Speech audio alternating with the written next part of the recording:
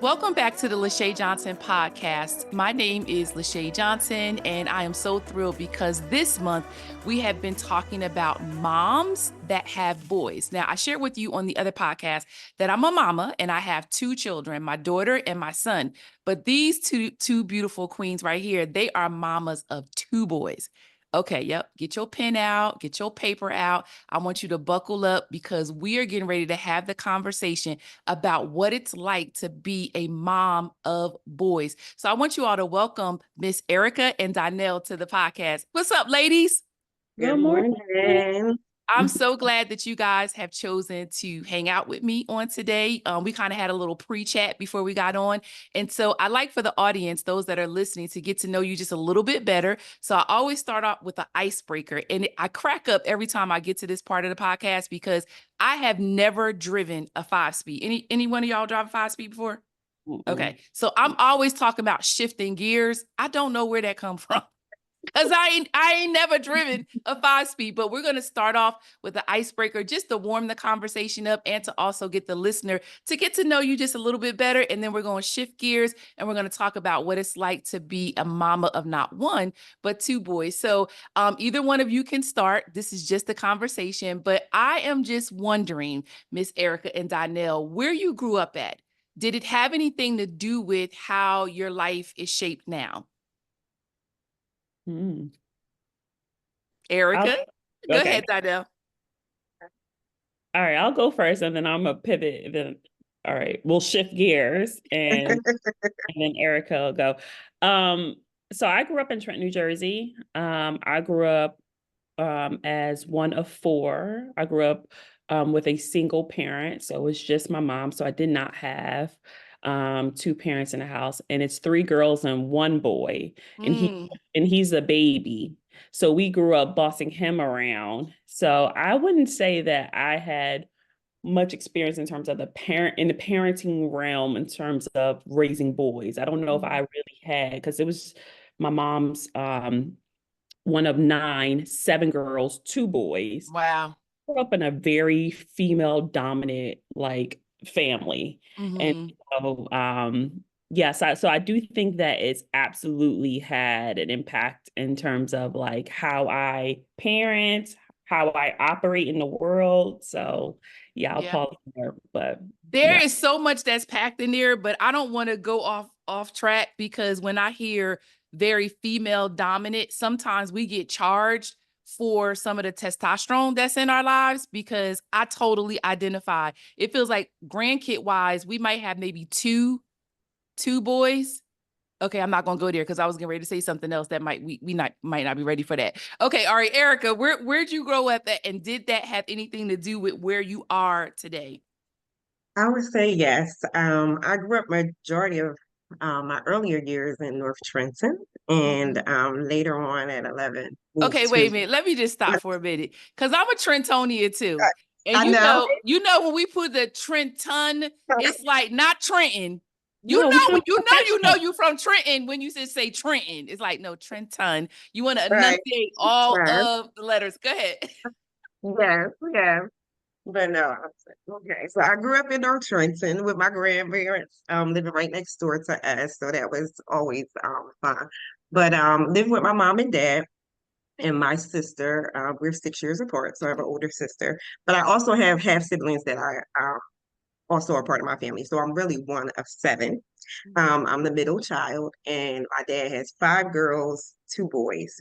I have a younger brother and a younger sister under me, and the rest are older, and I have an older brother. Okay. So I am in the middle of the girls. Wow. God bless you. So big family. Look, Donnell, I'm sure somebody was praying for you because I don't know about being a middle child. You either got to be the oldest or the youngest, but to be in the middle, that might be. Child. You a middle child too? Okay, all right. Yes. I think we might got a trend here. So I'm wondering if the middle child is going to help me understand you all better when you begin to talk about your parenting. I feel like there's a connection there. I do. This is not scripted. Okay. All right. Okay. Good stuff. Y'all come from really big families. So it's me. And then I have 2 brothers. I'm the oldest on both sides, meaning that my parents had one, and then my dad remarried. And so, but I'm the oldest on both sides. And then my two kiddos, like I said, I have a girl and I have a son. And yeah, wow, okay. My mom just had 3 siblings, and my dad had 4. So okay, all right, we got similar, experiences. And I am, as I said before, but I'm from Wilbur section.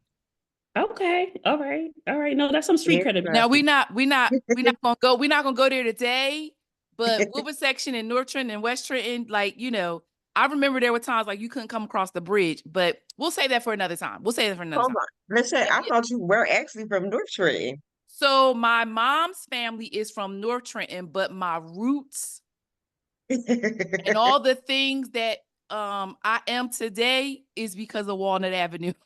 Okay, That'll okay. do it. That'll do it.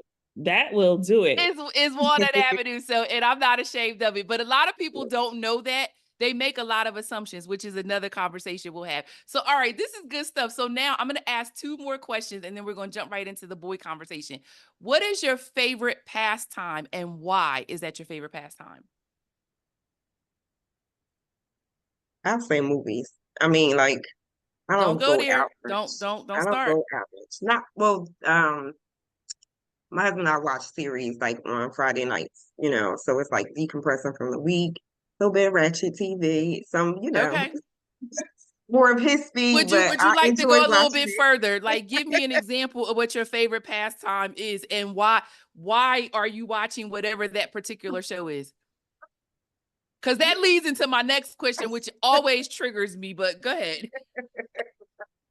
I'll say I watch the Power series. I watch Ghost and all those things, which is on currently. I watch BMF and stuff like that. But it's like with my husband, it's like a Okay. chill time. It's not um, it's not to glorify, but the action, just to know the ins and outs of that life and Yeah. see it from this side is different. But Yeah. uh, Okay. So you just kind of tie into both of the questions, but I'm still gonna loop back around.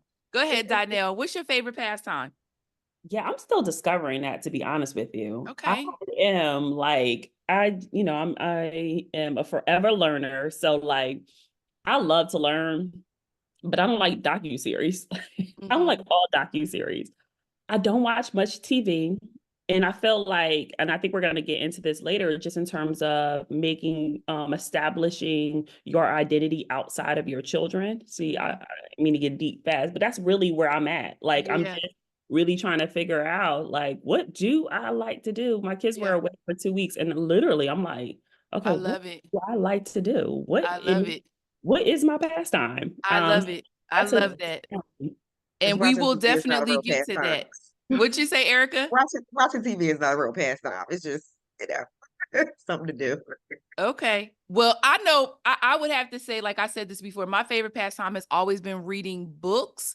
And but I will say that a part of that has been either, like, again, not to be deep, like reading my devotionals or reading my Bible or reading something that is developing me. But this summer, I chose to read a fiction book. I chose to Fiction. read a fiction book.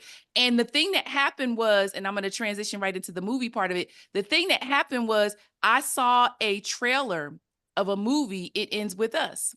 And I was like, oh my God. I said, it would be great if I read the book first, because they always say the book is better than the movie. And then, of course, because of my personality, I turned it into a whole thing. So I called my circle of girls. I was like, hey, we reading this book this summer, and then we're going to culminate and go watch the movie, and we're going to go have dinner. Da, da. But what I discovered was that the message around the book is really what drew me. Mm. And if you haven't seen it, I'll probably put it in the show notes, but you can go back and see. It's about a young lady who falls in love with this guy, and she sees the same pattern of relationship that her mom had with her husband, which she despised even unto her father's death. And just really, really good. So much so I went and I bought the second book, which is It Starts With Us. And then I'm going to be traveling in October and November. There's another author named Kennedy Ryan that someone introduced me to. My point is that I'm not just reading Corinthians, Romans, Acts, John, Peter, I'm also reading for pleasure, which helps me to kind of like escape and decompress. So that brings us to this next question before we really go a little deeper, is what is your favorite movie? And what does that movie reveal about you? And I'm saying this slowly because every single time I've asked this question, I get triggered. So I'm going to try to just stay in my seat and not let my octave go up or anything like that. So what is your favorite movie and what does it reveal about you? I can't just pick one, so it's hard to pick one. But I have one because I mean I love this movie and I like quote it back to back. And so my favorite movie of all time is Love and Basketball. And I think what it reveals about me is I am very, as my husband described me, very TV, like very, like in my head, a situation has to go like this. And in the situation is mostly taken from what I've seen in the movies or on television about how a husband and wife operates, how we parent. Like we should be parenting like the Huxtables.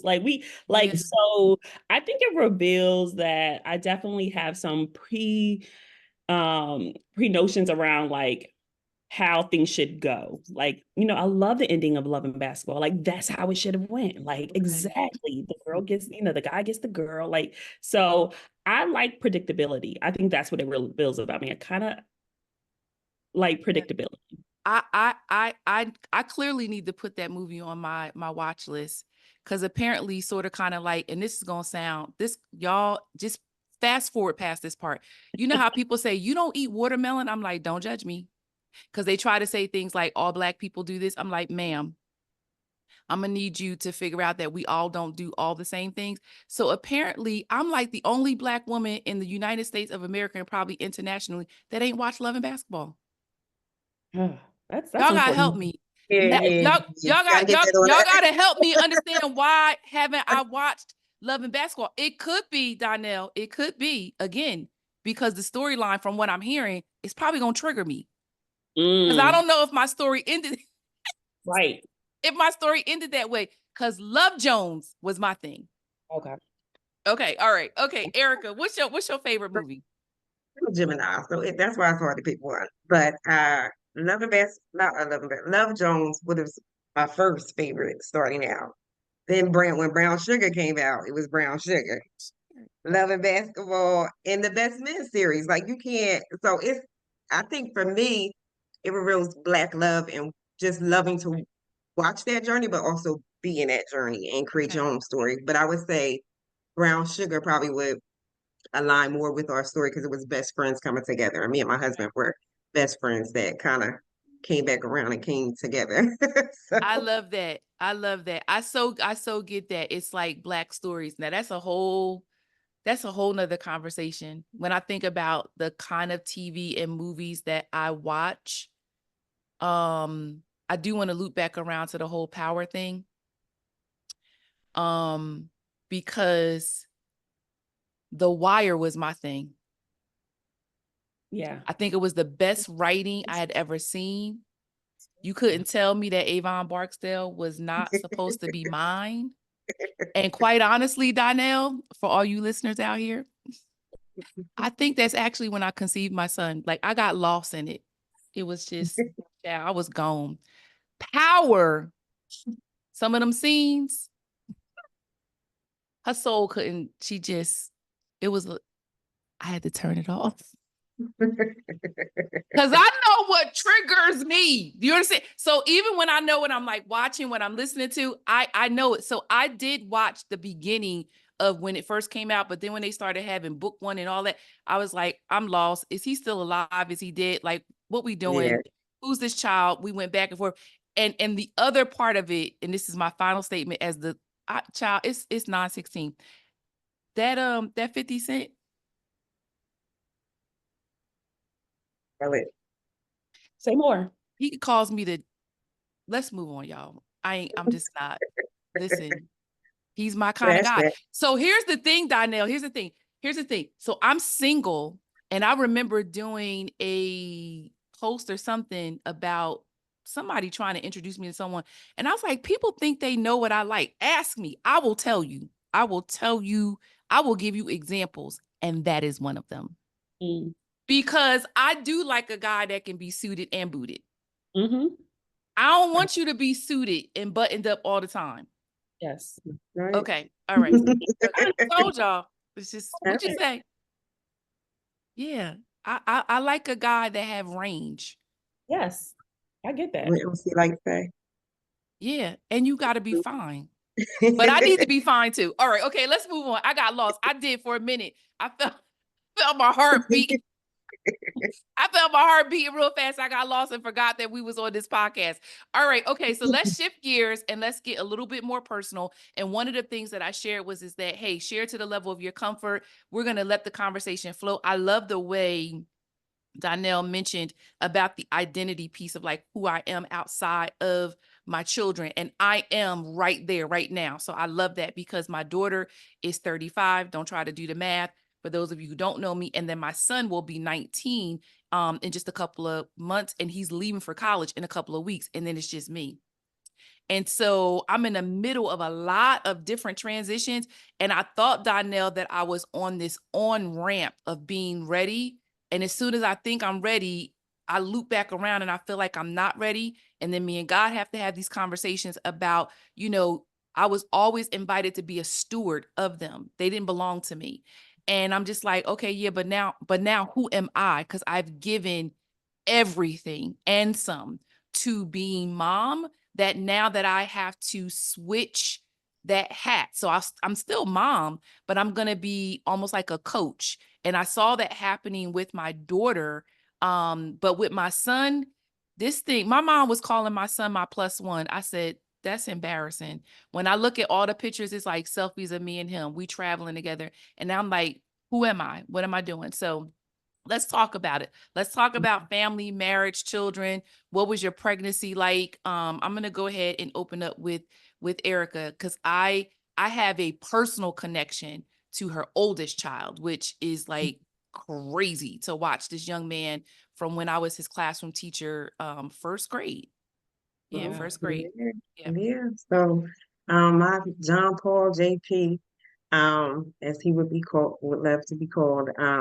My first baby 19 and my youngest is 14. He just turned 14 on Monday. So I think as you were mentioning, it's really a evolving process as being a mom as they change with age and rediscovering self. So I do think that's a part of where I'm at too as well, as he's going to be going off to school as well.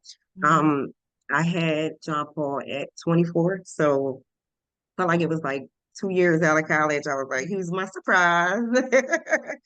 I wasn't married at the time, um, but with my best friend and who was my boyfriend at the time, but we were best friends in high school, so our relationship evolved.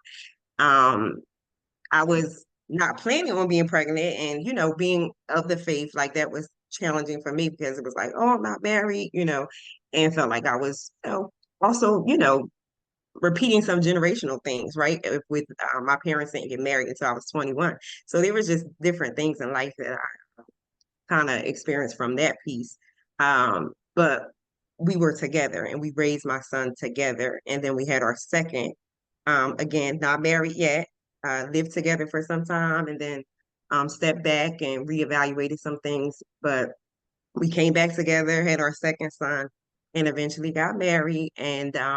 But we've always been together, parenting together, supporting each other, being there for the kids, showing up. And that's been, I think, a big piece of our journey that, even through that process, even though we weren't married, we were parenting always together. Yeah. So, that's been a Yeah. big piece of I having that. appreciate you sharing that because I think that sometimes, at least in our community, because both of my children are out of wedlock. I've never been married.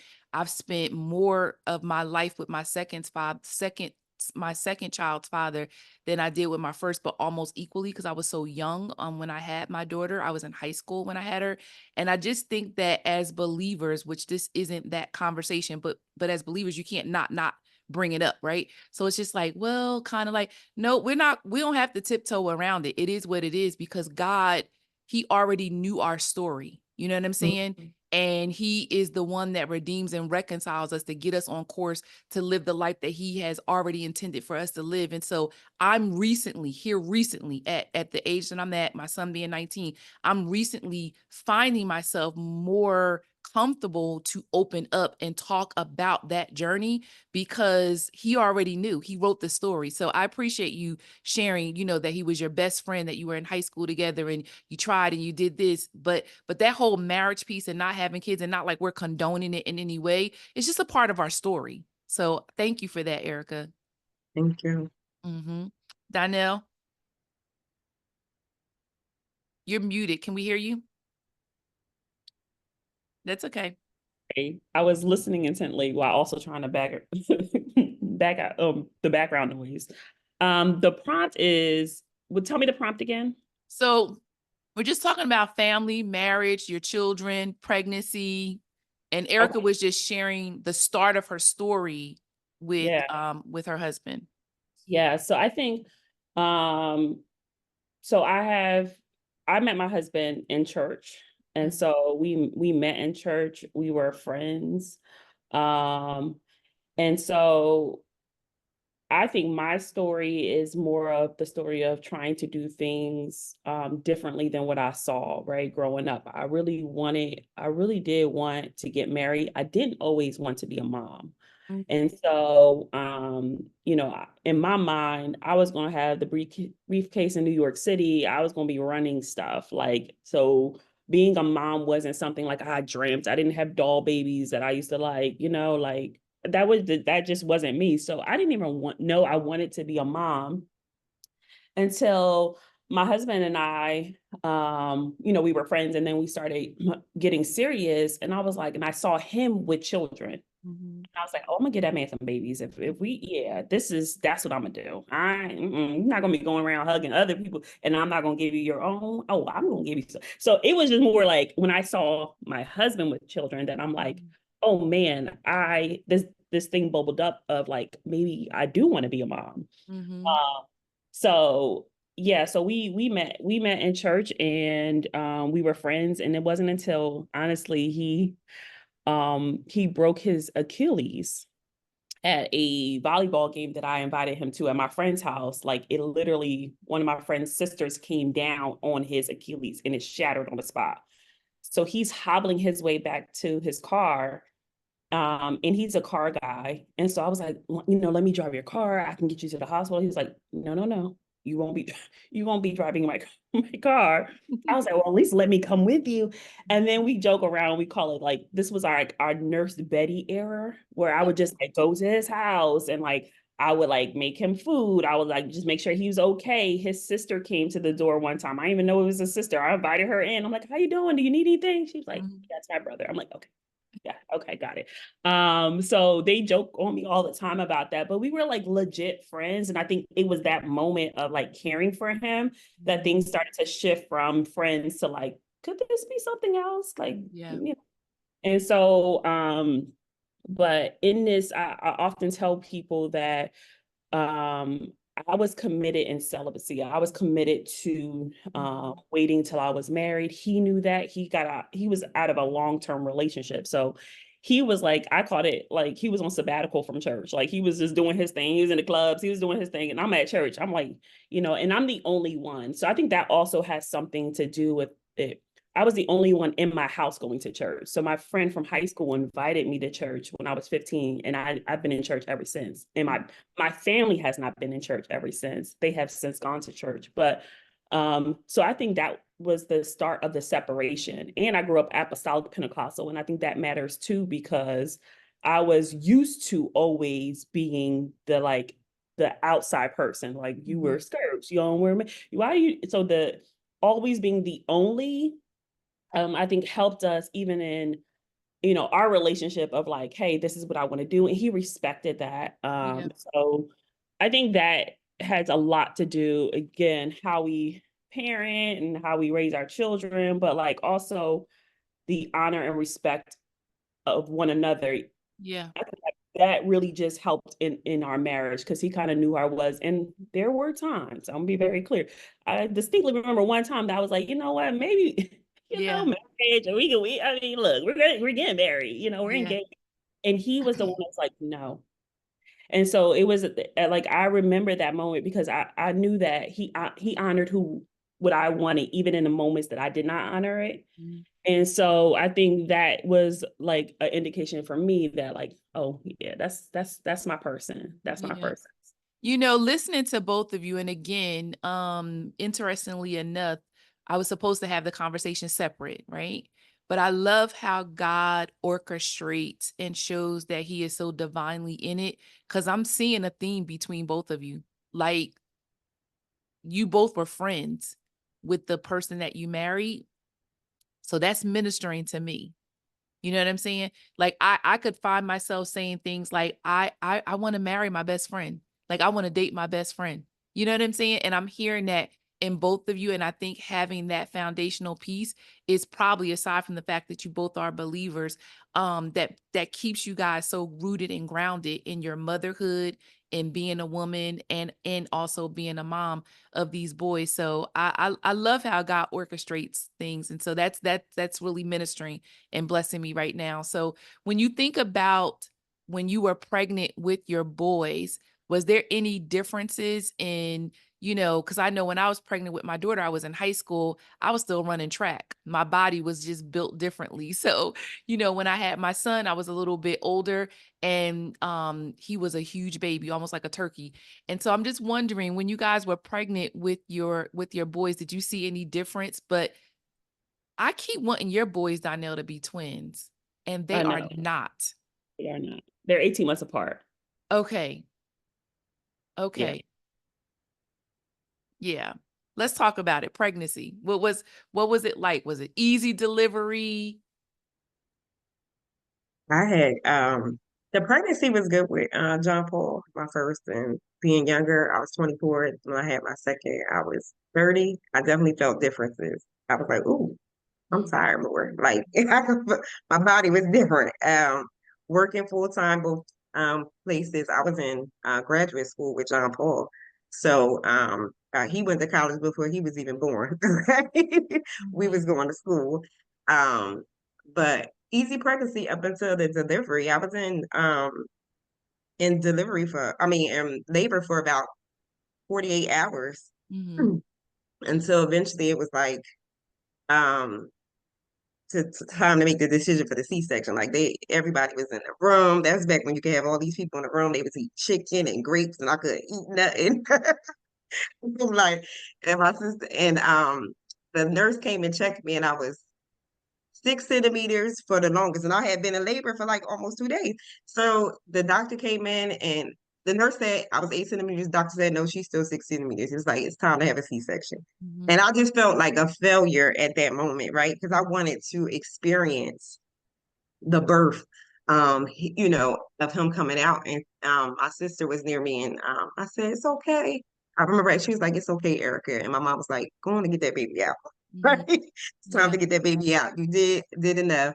You try. And so because I had a C-section with him, my doctor advised me with my second one to have a C-section. So that was planned. Went in early morning, and my dad was there. My dad and my husband now was there with me, not my mom. So that was different. Not having my Yeah. mom on that day, but they came afterwards with my son.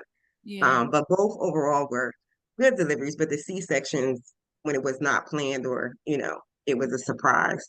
Yeah. But That's health so was most good. important, like Yep. to I'm survive. making I'm making note, because you just said something that was really good. So I just wanted to sit on it. You said, Mhm. I wanted to experience the birth. I wanted to experience pushing him out. Yeah, I don't know, Donnell, did you hear that? Mm-hmm. Like, I Yeah. didn't want to just get the cut and then have the delivery. I wanted to actually experience all of it. yeah, Yeah, I got to sit with that for a minute, because I think that was a strong statement. Yep. Yeah. Donnell, how was your birth with your boys that I think are twins? I was 28 when I had SJ. SJ's born in June. My birthday's in May. I'm a Gemini too. So my birthday's in May as well. So I just turned 28. And so yeah, so it was pretty normal. I had a pretty normal pregnancy. SJ was born. I call him SJ. Chris, my husband's nickname is Slim.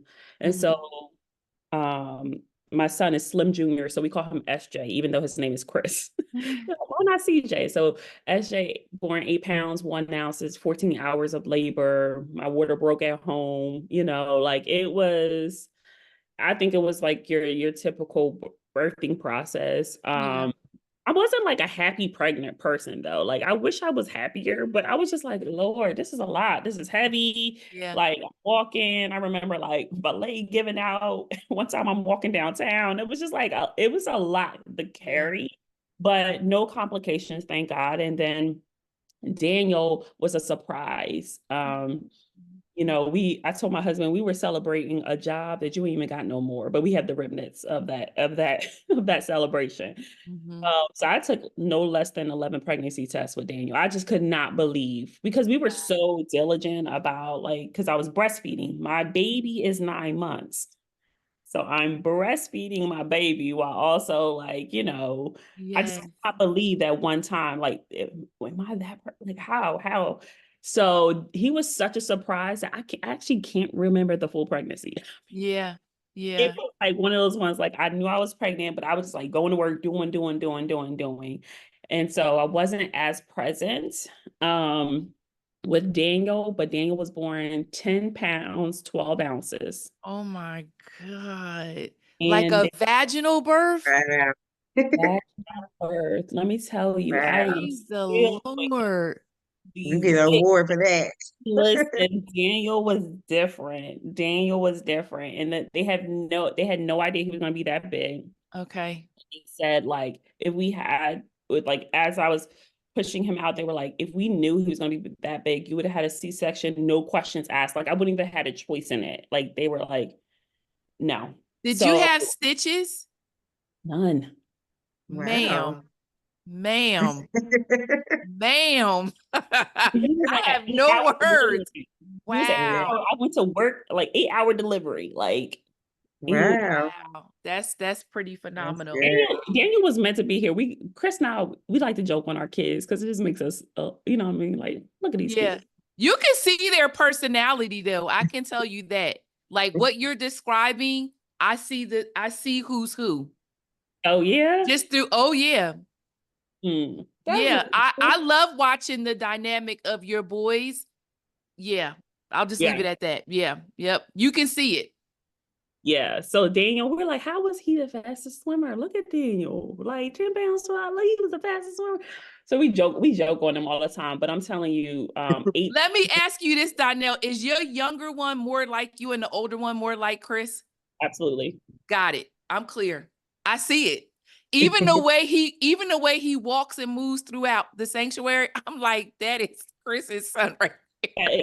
he's always like but you know what it is too. I treat when Chris is not around, when my husband not around, I really rely on SJ in a different way. I'm like, Okay. I was trying to get a bike inside a trunk before. I was like, how do I get this in? Should I put the hand? I really want to consult with him, like help me, because he's so heady, he's so analytical. And me and Daniel, we're like heart people. We're I like can see it. we I like, see it. hey, how you do it? Like that's me and Daniel. I see it. I absolutely I love that. Now, I'm not going to let this other piece slide by, but I'm making note that you both are Geminis. Again, unscripted. Just I didn't ask for your date of birth. I didn't ask for any of that. So, I don't know what God is up what God is up to, but I hope the listeners are enjoying this conversation about what it's like to be a boy mom, to be married, the pregnancy, just all the pieces. So, I do want to shift and kind of come around some other parts of what it's like to be a mom, and this is life lessons that you have taught them, or lessons that they are teaching you, or what is something that you're modeling for them. You know what I mean? Like what values are we putting into our boys, that seeing the fruit that we see as they are coming up to be men. Mm, yeah. It's loaded. That's loaded. That's loaded, Yeah, Lashay. I know. I know. Share as much as you want, because I know a little bit. I know enough that I know that this conversation can go a couple different ways. But I see you two and your marriage and your parenting is absolutely beautiful. Like, I don't just randomly put names in a hat and then pull them out, because there are other people that I know that are moms of boys. And if you're listening, this is not any shade towards you, but the package that I see, I just feel like you have a lot to share. So that's why I invited you. No I'm gonna pressure. pick one of the questions out because you said all of them and I can't remember all of them, but when you said what they've taught me, um, I will speak to both of them. So don't let me forget talking to about both of them. But John Paul, because he's the oldest, I'll speak of him first. I think with some of his decisions with going to school and coming back and pivoting because it wasn't a good fit for him, and being strong in that conviction and what he was going to allow himself not to settle for, I thought was really I admired that for him, that he stood up for himself. He knew what he wanted. He knew what he didn't want to settle for, and he Mhm. and felt like he was slighted because he was presented this opportunity, and when he got there, it wasn't what it was. And so for him to come back and adjust in the process of that, I admire his ability to know what he wants, go for it, and work towards it. The same with Ethan, and even with school, he's overcome a lot. I feel like as he's evolved from elementary school to middle school to high school, just different environments, being able to adjust and adapt. Both of them adjust and adapt really well, and that's something I could see in Ethan as well. Um, they both have strong personalities, humorous personalities. I think they get that a lot from their father. Um, and both of us, heart, they have great smiles. Um, Ethan is more of a chill, but he says it like it is. That's what Ethan. Ethan is more of a I say it like it is, and he not apologizing for it either. John Paul is more caring heart. But both of them, I feel like they know what they want and they work towards it. And basketball is a big piece of their lives, our lives, and us supporting them. I think that's been a big foundation for our family. And I realized how much it has been an anchor with keeping them out of trouble, keeping them focused, having something to do, teaching leadership, giving them a place to be, something, Mhm. go places, be outside of where we live. So I think that's something that I admire in both of them. So John Paul in his senior year won his championship at school, but that was no easy feat, right? And um, there was a lot behind some of that he had to overcome and still work through, and to get that championship, and like that was a very proud moment. And then so Ethan, his eighth grade year this year, he hurt his hand before 5 days before the championship game, his eighth grade game, and he was like, I want to play this game. And I was like, you might not be able to because you might have broke your finger. We had the urgent care. He didn't want to go to urgent care. It's like, Mom, you making a big deal. I'm like, I gotta make sure you're good.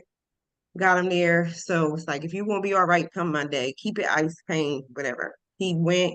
And if I didn't let him play that, they won. He won a championship. He got his MVP. It was like watching both of them accomplish something they set their minds out to. And I was thinking like, wow, what if I would have interfered with that, right? You know, and he not accomplished what he set himself out to. So it really is a balance. I think as they get older, balancing out Mhm. guiding and supporting, but not overstepping. So I think Yeah. that's something for me. Yeah. Yeah. Wow. Wow. Woo. There's so much in there. Mm. There's so much. I hear discipline, trust. Like there, yeah, that's really, and I see that in both of them for sure. I love that because sometimes I have found myself getting in the way. And then the Holy Spirit would have to say, "Hey, get out of the way." He needs to be able to do this, because even as my son is preparing to leave, while he is showing all signs green, like everything's a go, this young man has been on his job for almost 3 years. I was like, no shade to other kids, but I don't know no teenager that's been on their job that long. And I told him, I said, you bring another one of them crumble cookies in here, I'm gonna put you out, because them cookies from the devil.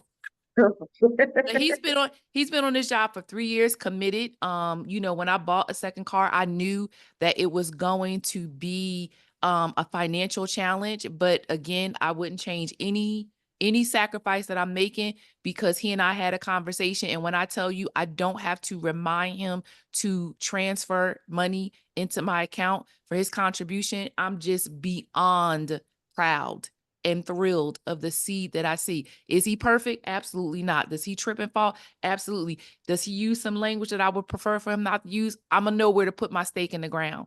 You see what I mean? Like I'm gonna pick and choose my heart when it comes to him. But yet and still my heart is still very tender every time he walks out the door. And I have Life 360 on my phone still. And he like, Mom, turn it off. And I turned off the paid subscription because it was making me crazy, Erica. Like every time I would hear a ping, I'm looking to see how fast you driving, if you made a hard break, if you used your phone, every time he walks out the door, I'm bathing in prayer.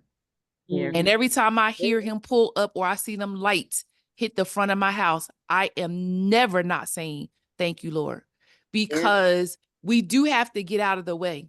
We do. And we got to trust them. And to know that Ethan said to you, hey, blah, blah, Skippy, whatever, he knew because God created him to know. And you and your husband are modeling for him. So kudos to you. Cause some of us get in the way and then they go out and then we want to know why they falling and hitting the ground and can't recover quickly. Cause we catching and we getting underneath them before they can actually feel the pavement. And sometimes we have to know, like, hey, are you teetering on the turnpike and at any moment a Mack truck is getting ready to hit you, or are you just getting ready to step in mud? Two different things. Two totally different things. Like if it ain't gonna kill you, go on, knock yourself out and learn from it. Come back and we'll talk about it later. All right. Oh Lord, this is good, y'all. I'm sorry. We probably ain't gonna get to everything. But Donnell, can you share with me any life lesson, any modeling, any challenges of raising your two sons? I'm sitting here taking notes, okay? Because this is so good in terms of knowing when to interfere. Dear God, help me to know when to interfere. Because right now I'm choosing all the battles. I'm choosing every single last one of them. And it's exhausting. It's utterly exhausting when you choose everyone. And I believe they grow numb to your voice. And so I am trying to be more strategic about allowing them to step in the mud, right? Allowing them to make the low stakes mistakes and only addressing the high stakes and knowing the difference, right? So I think one of the things that we are very intentional about in our household is, of course, God. We talk about prayer. We talk about, we express, thank you, God, for working the situation out. Thank you, God, for, so I really just want them to develop a healthy relationship with God. And what we have realized is that our upbringing, what we also provide to them is stability, right? I didn't have stability growing up. I moved from house to house, depending on like what was going on. We have moments and pockets of stability, but not like sometimes you don't know you're going to come home and there's going to be an argument. You don't know if it's going to come home, and they don't come home like that. And yet I want them to be grateful for something that they've never ever known what the opposite looks like. Right. And so what I'm trying to really learn myself is that this is their norm, right? This is what we're creating for them is their norm. We're modeling their norm. Advocacy is a huge part of what we instill in our kids. You will speak up for yourself. You will talk to adults. You will look them in their eyes. You will say, this does not feel right. I did not like when. You will say the words in a respectful way, but you will say the words. Yeah. And that is a huge part. And I'm seeing and I'm reaping the benefits of our, us pouring that advocacy into them. Yeah. And so, I have two distinct stories around the things that we're instilling in them and reaping the benefits of them. So one is when SJ left his AirPods in the gym. Mind you, we give these kids like $800 worth of equipment to go to school. An iPhone, we got AirPods, we got Apple Watch. I I don't know why I'm doing this because this does not make me feel good. I'm like, Because why? we love our children. Listen, child, my son, one time I walked into his room, he got a TV mounted on the wall, multiple monitors, an Xbox and a PlayStation. I said, wait a minute, I'm confused. How did we get here? Why? How did that happen? First of all, the Xbox and the PlayStation, they do the same thing. They dupe us because we And love them. We we love them. do. Yeah, And we we love do. them. And we give it to him. So he left his phone and his AirPods in this gym. The long story short, the phone was there when he came back for it because he forgot it, but the AirPods were not. Mm-hmm. I'm hot from the inside. You know what I'm saying? I'm Mm-hmm. hot from the inside because I'm like, I done told you to put these things into right. We say all the things. Why don't you do it? So then I was like, did you track it? Yeah, this address keeps coming up. This address keeps coming up. Okay. All right. Daddy gets home. We're going to that address. Oh, but I don't know if it's this kid at school. He said, I don't care what kid it is. We know the Yeah. address. Yeah. I said, but when we go to this address, you're speaking advocacy, Mm-hmm. not me. I didn't lose my AirPods in my pocketbook. I know where mine is. You Mm-hmm. will speak. I won't speak. And so we get there. Children answer the door. I said, hi. Now, this one I did speak because they were children. I said, is your mom home? Oh, she's Mm-hmm. resting. Do you still want me to get her? Yes, I Mm-hmm. do. Yeah. Yes, I do. Mom comes to the door. Ashley says, hi, I'm Chris. I go to this school and my AirPods were taken and they're saying that they're here. What school do you go to? He repeats it. She goes to her son's room, brings back the AirPods and says, I'm so sorry. And Ashay says, thank you so much. And we walk away. What he saw in that moment is that, bro, and we always say his AirPods have 9 lives because my God, the way they ended up in the street, Target, they go everywhere and they end up and then he find them. But like in that moment, Yeah. he learned so much, right? In terms of like, yeah, it's your responsibility. I will not, and I'm talking to myself here. I'm like, I will not buy you another pair, but Yeah. I'm talking to myself Yeah. because I'm always trying to replace something that he loses or Yep. right. And so that was one moment of advocacy. And I think what stability is, Daniel wrote his wedding vows at 9 years old. Mm. Wow. And I keep them right here at my desk because it just fills my heart Yeah. to see what Chris and how we operate in this home has created a desire in this young man, Mm-hmm. right? Has created a desire. And his wedding vows read, when I first saw you, I was sure you were going to be the one. Mm. At first sight, I knew I wanted to be with you forever, in sickness and in health. Just so you know, I wrote this as a kid because I do not need to see you to know that I love you. Wow. Wow. That's powerful. At nine, Wow. at nine, at, Wow. Sheesh. at He make nine. me he make me want to have a Wow. baby so she could be a girl and she can have him grow up real quick. Boy, he don't never talk about a job. You only talk about marriage and kids. I'm like, bro, you have to. Wow. You never know. You never know.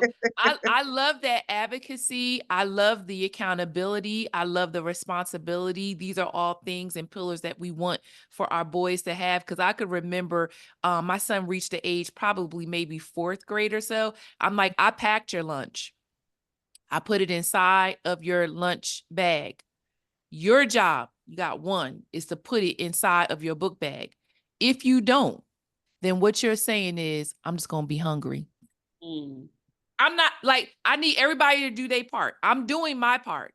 right. And at some point, I'm gonna need you to do yours. So Yeah. I love the advocacy. I love the responsibility. I love that we're instilling those things into our young men because they are going to grow up and are growing up to be someone's possible husband or father one day, if that's what they choose to be. So all right, last gear, y'all. And Donnell, you opened it up. The last gear is just talking a little bit about us as moms and who we are outside of our boys, even in the season, because I think Erica, you have one that's already, I'm air quoting, technically out of the house. They think they grown, but they ain't. And then you've got a high schooler, and then Donnell, your boys, they're both in middle school. They're Both in middle school. going into middle school. So I got one going to eighth and one going into sixth. Okay, yeah. And then I've got one going out of the house. So just talk about like how do you care for yourself? How do you tend to yourself? Let me just leave it there. How do you tend to yourself? Erica? Well, journaling is a big thing that I love to do. And so it's a part of my prayer time, listening to the worship music in the morning. And when I don't do that or I get off from that, I know it's like, okay, I gotta reset. Um and having time to myself, like for my birthday that passed in June, Mhm. I had time with my family. We did family time. Me and my husband had time. But the next day, it was my time by myself. Yeah. I went to the beach, which is a favorite place that I like to go. Yes. I had some a Mediterranean salad with all the things like Tabitha, like you were saying, all the things I know. That's wrong here, Tabitha Brown. Mhm. All the different things is like a party in my mouth. I have my devotionals, which right now I have 100 days of believing bigger. Mhm. Um, so just really just having that time to just like sit, be with God, right? Yeah. Because I feel like God is with me always, but it just a special time just to have that quiet, hear the ocean and just the breeze. And it was funny after that, I read Joyce Meyer's devotional after that the next day, and it talked about the ocean, the seas, and the wind and the Holy Spirit being a part of that. And I was like, thank Mhm. you, just for reminding me of like that unusual breeze that you were there, even in the midst of that. Yeah. Um, so those are things like I like to do for myself and walking. Yeah. Walking. So if I can, I'm not going to the beach every day. Just Mhm. getting outdoors and fresh air is reviving. So I need a quick walk. It is Yeah. not always long, but even just to get out and walk my dog. Yeah. Good If stuff. they're not. Yeah, I love that. I think it's so important. I remember attending several events, and one of the facilitators would always say, what do you like to do for fun? And the room would be quiet. Mhm. Like, I didn't know whether people were thinking or they just don't know how to have fun and how to tend to their soul. So I'm on a journey and I totally get it. Just rediscovering who I am and what I enjoy and what I like to do. I've certainly spent some birthdays where I turned my ringer off because I just wanted to do me. And I didn't want all of the whatever that comes along with happy birthdays and emojis and all the things. And it was wonderful. It was everything that my soul needed. And then there are times where I'm just like, you know what? Today I got nothing on my list to do. And that works for me too. But let me hear from Donnell. What do you do to tend to yourself? Who are you outside of being mom? Yeah. Erica, I love what you said about like I did my family, I did time with my husband, and then I did some alone time. I think I struggled for many years to understand that I require alone time. Mm-hmm. My soul requires alone time. I'm not upset. I need to rejuvenate. I need to be by myself. And Mm-hmm. so I think for the first couple of years of marriage, Chris will check in on me, like, are you okay? Is everything all right? Now we about to hit 15 years in September. He knows me. He's like, all right, babe, you doing your thing. I will go upstairs and lay down. I need to get away. And Mm-hmm. so what I realize about myself in terms of who I am is that I'm doing like elimination of who I am not. I Mm-hmm. am not a person who asks for permission anymore to Mm-hmm. rest Mm-hmm. or to feel seen, or you have to see me that I'm overwhelmed. Then you're gonna do da da da da da. No, I do. Mm-hmm. I do. Because then I become resentful and I'm not the best version of myself when I wait Mm-hmm. for permission. Yes. So what I'm walking into is if I need a season, if I'm in a season where, and I am, where I need to take care of self, whether that means like going and for a spa day with the girls or going for a walk or going to get coffee with someone or catching up or doing I don't try to figure out if it works for everybody else's schedule Mhm. if I go away. Yeah. I just go away. And you know what I realized is that this house still knows how to operate. Yeah. It's like, wow, look at this. So people do Yes. get fed if I Mhm. leave, right? Like things still like people get to school and people Yes. get to work. And so I think I was putting this pressure on myself that I had to make sure that everything was in order Mhm. so that I can have my time to figure out what it is that I wanted to do. And I grew resentful a lot of ways, but that was not being required of me. I Mhm. I thought that that was being required because in my mind, particularly from church, and don't get me, I got something in me in terms of church, in terms of like how we're taught, no sex before marriage, but no one tells you when you make that pivot into marriage, Mhm. how sex is not bad. And you Yeah. have to sometimes deprogram yourself to say, actually, this is good. I am allowed to be here. I'm allowed to do this. This is Yes. like in the confines of a like I had to do a whole like because I was so staunch on do nots. It Yes. came to do there was a deprogramming that had to happen in order for me to fully give myself, in order for me to fully be present and to enjoy. Like all of Mhm. those things are so real, even in parenting. It tells you about like moms and your nurturers, you're emotional, Mhm. you're the help me, you're doing, and we are all of those things Yeah. and Yeah. take care of self. And so I am on a journey. I love to walk as well. I love conversations with intimate crowds. The ones that like, I'm learning the people that pull from me versus pour into me and Yeah. knowing when depending on where I am, what I can deal with at that time. And so I'm limiting interactions with people that I need to limit Mhm. interactions with. Where Mhm. before I would be like, oh, they want me to go out to dinner with them. I'll go out to dinner and I will be a yes person. So I Yeah. think I'm taking care of myself in a different way. I'm really trying to be tap into like, is this something I actually want to do? Is this Yeah. a I want to be, right? Yeah. So Mhm. those are the ways in which I'm really in this season, really trying to hone in on who I am outside of wife, outside of mother, outside of all of these other titles. Yeah, I love that. There's so much there, and we could certainly keep going. I just want to share this last thing because it does matter when we're in community too. And that safety of what that community looks and feels like, because sometimes the enemy will try to use that isolation, even though we like to be alone on our walks. That's not what I'm referring to, but just being able to know, like, who is I'm air quoting my sister circle. And I feel really fortunate that I have multiple circles. Often talk about my Noah naked in the tent friends. These are the people that can see me like completely naked, not always necessarily drunk. Don't judge me. Um, and they ain't gonna run and go tell my business. There's two, right? I'm also in the process of putting together what I call the Lashay Johnson Board of Directors, meaning they're individual people that I trust can speak to different lanes of my life, whether it's spiritually, financially, or relationally. So again, me inviting the two of you here to speak about, what it's like to be a mom, what it's like to be a wife, what it's like to be outside of that, just as a woman, was very intentional because from afar, I'm watching, and I said this to Erica, and I'm gleaning, not necessarily stalking, but I'm just like, wow, I just admire the way she dotes on her husband, and I see how her children look at her.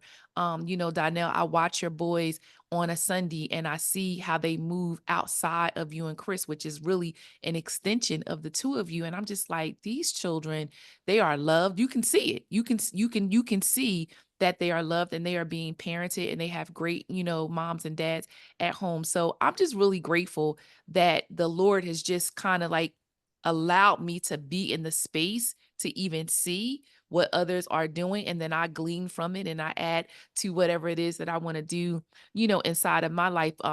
This summer, I'm a part of a circle where we're doing the Sister Circle Summer of Sisters, and we've been doing a couple of different challenges. And this month, as we're closing out the month of July, was a no spin challenge. And then next month, we're going to be talking about kindness. And so, when you think about being in relationship with other people and being in relationship because you want that community, it does help you to really connect in a way where it's just like I don't have to walk through life alone. So I love the fact that you ladies are here with me today. I love that you were willing to share just a glimpse, because I know there was so much more that was in there, but just a glimpse of your life and how you are leading. And so thank you again. Thank you so much for sharing. I hope that those that are listening, they got one nugget of what it's like to care for themselves, what it's like to, you know, be a mom of a boy in this age. And more importantly, let me just say we're African American, you know, boys that we're raising in this country. And so there's this prayer that we're always bathing our children in as well, knowing that God is going before us. He's like a cloud by day and a fire by night, and he's encamping our children when they are not in our presence. And so, you know, kudos to you ladies. Well done, well done, well done. And thank you so much for joining me. And I look forward to catching up with you guys again. Yeah. Thank you.